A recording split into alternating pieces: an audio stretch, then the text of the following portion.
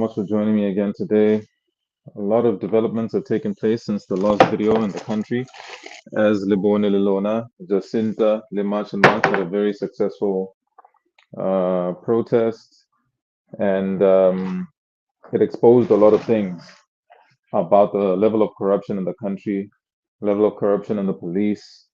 Um, there was an incident where somebody threw some paint on the protesters, and the police were protecting this person, and they actually even tried to justify the actions of the perpetrator by saying that it's because the protesters were provoking them, which makes no sense. How can a protest be provoking you? People are fighting for their rights in their own country. And it's a shame that we even have to be at a point where we need to have protests to fight for things that our tax money is paying for, to have the right to have things that already should be ours, that we should be enjoying in this dispensation after apartheid. Mare, nonetheless, re mona re teng re ntse re tswela pele ho lwanela naha ya rona, and dispelling all the false narratives. First was the white G-side, which was absolute nonsense. They couldn't prove it. There were no statistics to back up this claim, so they had to now backtrack and start calling it a white killings. But there's a crime problem. Black people are being killed more. So again, there's no foot for them to stand on, leg for them to stand on when it comes to trying to make the claim that a certain group of people are being targeted, because it's actually the opposite that's true.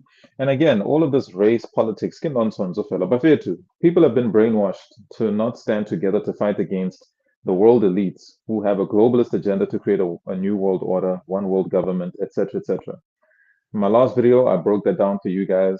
But guys, I know I want to focus on a different topic, at the possibility of the so-called African Pan-Africanists who are scared of preaching African unity in South Sudan and countries that are actually war-torn.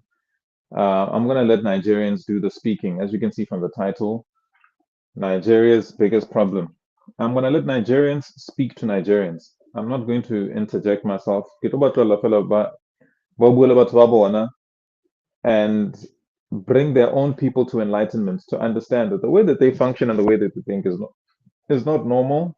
We've been trying to tell them, but we've been labeled as xenophobic. So I want you guys to hear it from the biggest Pan-Africanist, right? A Nigerian who lives in America, of course, because they are never at home. They never live in their home countries.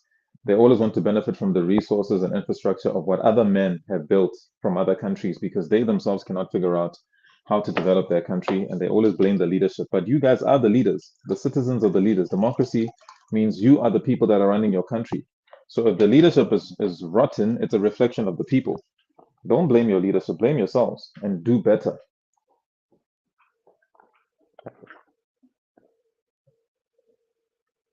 Anyway, the the video, Nigerians are talking. I'm going to keep quiet. Nigerians are some useless ass people. In my comments talking about your father is one of the people that destroyed Nigeria. Yes, I'm proud of it. I'm bragging because your useless ass parents let my stealing ass parents steal it. The fuck you gonna do about it? I kid you not, there are at least 200 messages. I got more than 200, but at least 200 messages of people begging me for money. There's one that lives in Germany that wants me to bring his brother to America. I don't even know how the fuck y'all think. But there's a whole group that's in my chat talking about, oh, he's here bragging about his father's money. Your father's one of those that destroyed Nigeria. Yes. I'm bragging about it because your worthless ass parents sat the fuck back and let my stealing ass parents do what the fuck they wanted to do. What were your parents doing? They were sitting down in church. Oh, Holy Ghost fire, it go better. Jesus will save us. The other ones were there. Imam, Ya Allahu Akbar, waking up at 2 in the morning. Instead of you to get up and do what the fuck you needed to do, no. So first things first, let's make something clear. I haven't seen my father since I was 20. I left my house at 20. The last time I set eyes on my parents, my own dad, was in 2000. You know how many times I've texted that man, you have no right to talk to me. You're a thief. You've stolen Nigerian people's money. I am mad now because I realize as mad as I am at my parents and my family and what they did, I'm looking at the other Nigerians, you people, and I'm realizing y'all are worse. because my father stole your money, instead of you to do the needful and stand up and get your shit back and fucking stand for your rights. No, you want to sit back, organ me, you fucking worthless pieces of shit. And now the children of those people saying organ me on my comment talking about your father's a thief. Yeah, because your father's a bum bitch that all he does is beg for shit that's supposed to be his. I was on Twitter during COVID. And this is how fucked up Nigerians are. So I decided to start a community. I said, you know what? $250 a week is not going to hurt me. It's not going to kill me. So this is what I'm going to do.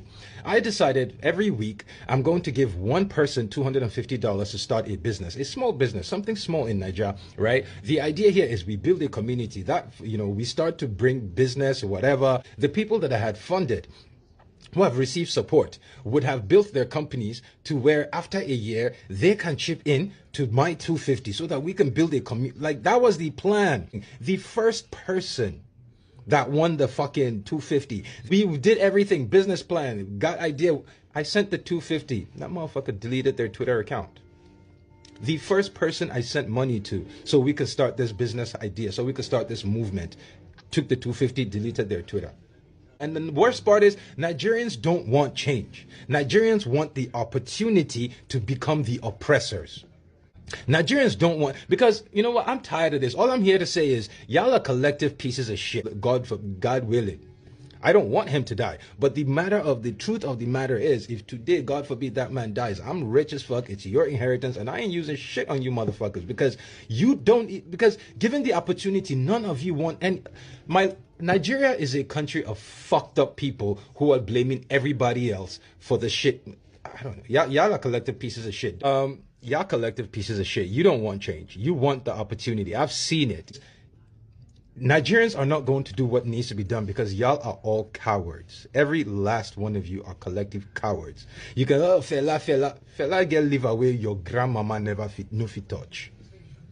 Y'all are cowards because what it takes to stand up and fight for your rights, you don't have what it takes. None of you, you're all cowards. Y'all are some begging ass niggas. All you want to do is sit at home and beg, Holy Ghost fire, Jesus, give your pastor money. Worthless pieces of shit. So everything that's happening to you,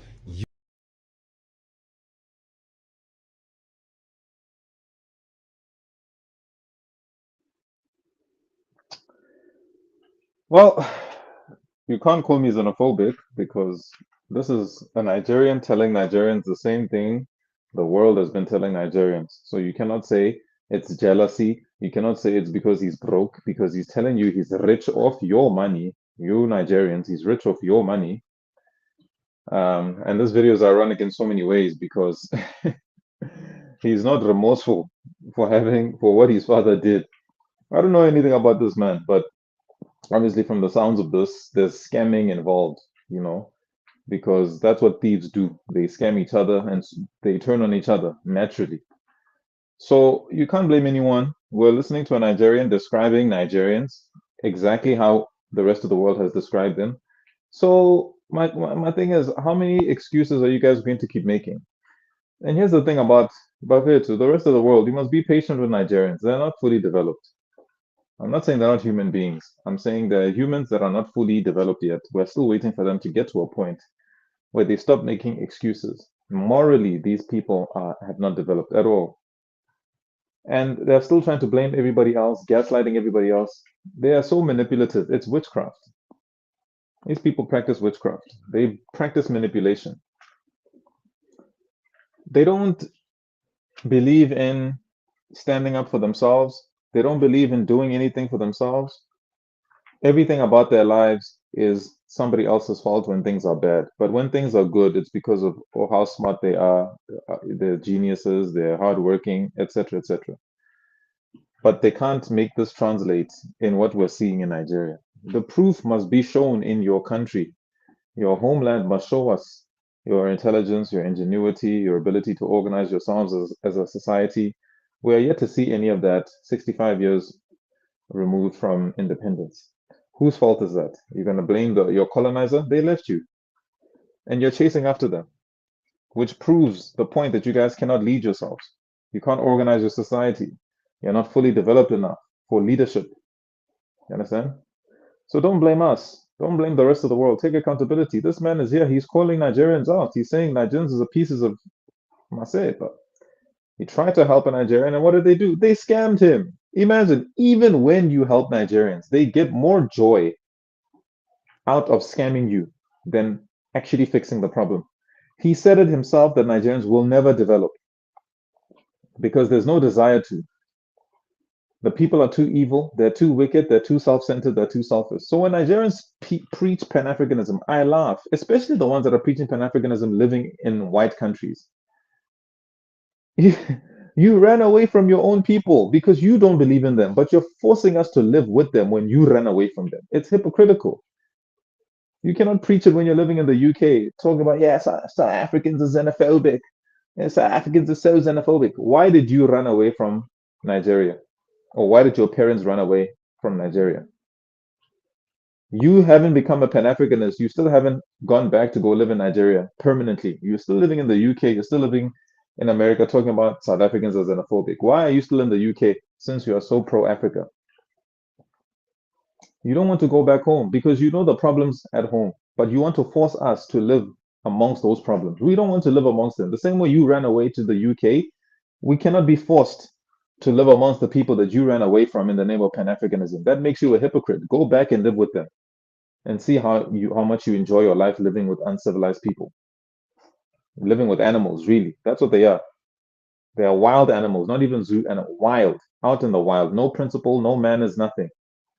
And one of the most powerful things he said was that Nigerians don't want to change. They want the opportunity to be the new oppressor. That's a mic drop. The most powerful thing he said in the whole video. They want the opportunity to be the new oppressor. And what we find is that with Nigerians, as soon as they come into power, they abuse it. First thing they do. Corruption, bribery, abuse of power, which shows you they don't have it in them to think for the collective. Everybody else must suffer so that they can be successful. They must be successful at everybody else's expense. Don't take it from me. I want you to listen to another Nigerian who we love on this channel, we're very fond of. Chimdi on TikTok made another video exposing Nigerians, trying to see Nigeria. We're trying to teach you because you guys are not developed. We're trying to bring you on board. We're trying to help you develop morally. We're teaching you. You are students. Listen and take the advice. It's impossible that the whole world can complain about you over and over again, and you guys say it's jealousy, or it's racism, or it's xenophobia. No, that's nonsense. Take accountability. I know that's hard for you guys because you're not adults, you're not grown up yet. All the men in Nigeria are cowards. Like this Nigerian man just told you. He said it himself. That's not coming from me. He said it. He told you.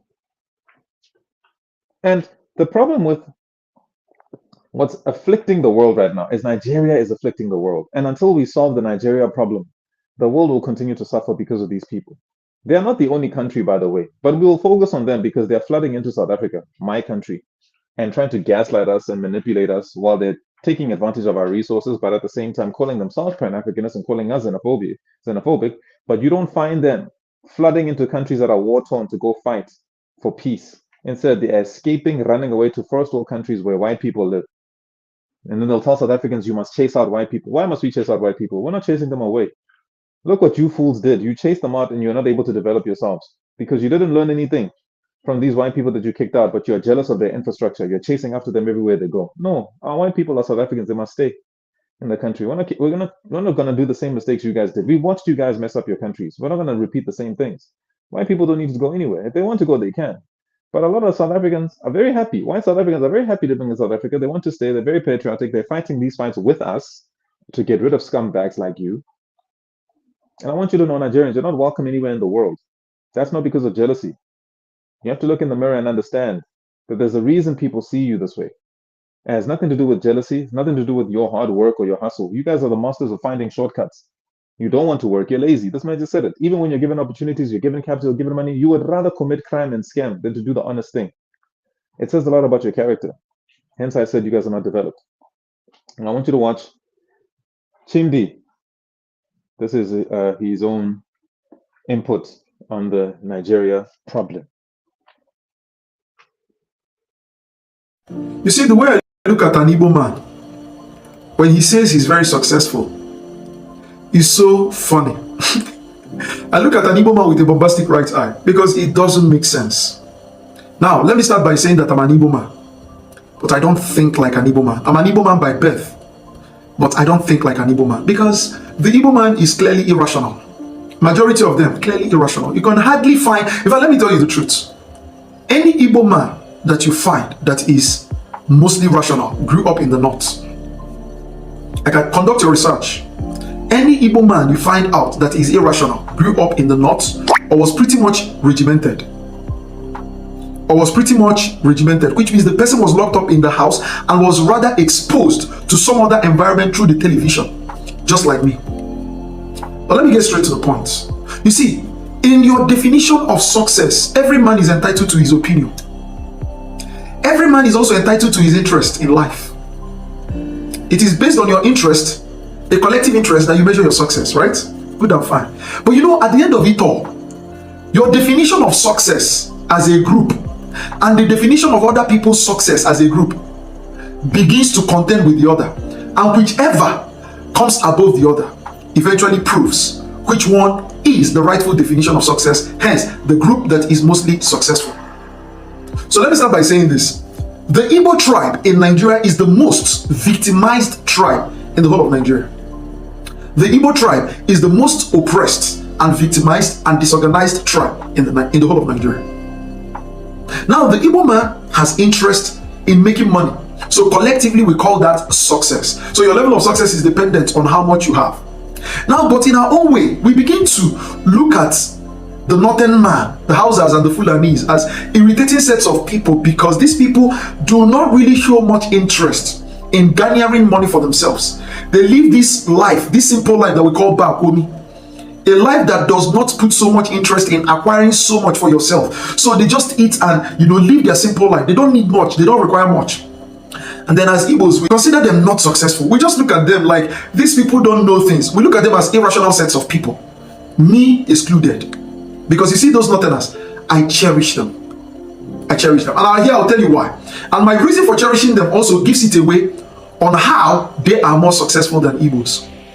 So in their nature of living very simple, while the Igbo man acquires for himself, they are able to understand life such that they dominated the Igbos in all spheres of life.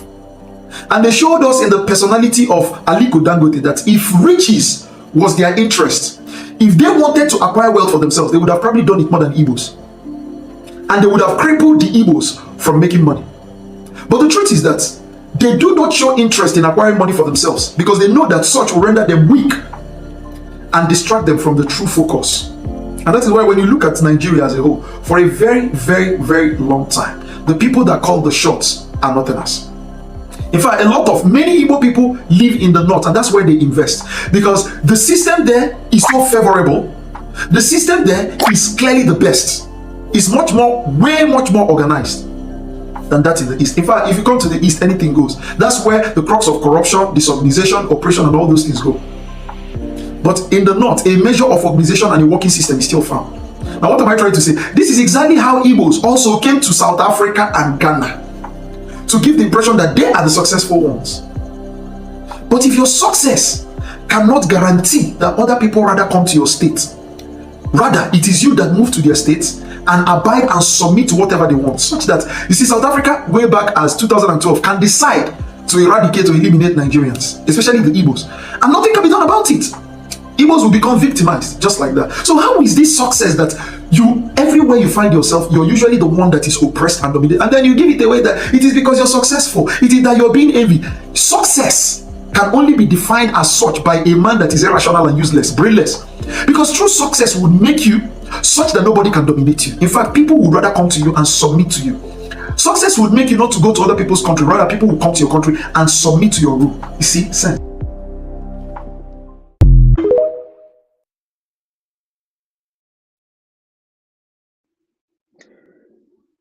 That last part, very important. Our success means that people will come to you and submit themselves to your rule. Nigerians are the opposite. Nigerians are babies, they're children.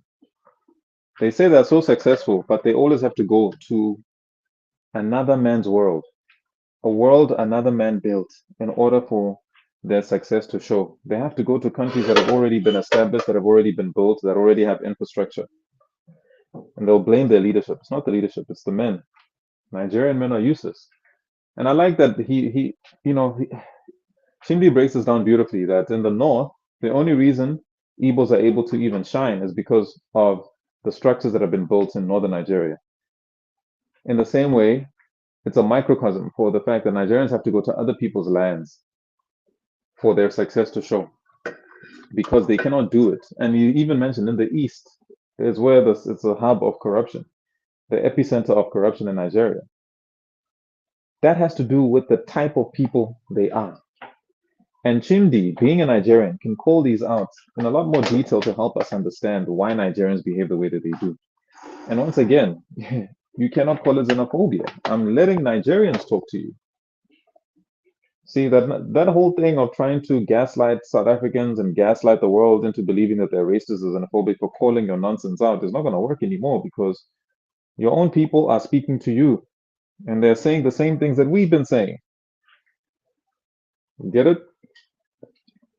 It's becoming increasingly difficult for Nigerians to gaslight people, to scam people, to deceive and manipulate people. Only people that are still falling for it are people with low IQs. Low IQ people fall for these scams. When you're dealing with Nigerians, you cannot deal with them with your emotions. You must deal with them logically and decisively. Do not give them a chance. Don't give them an opening. Don't give them an opportunity. These people are evil.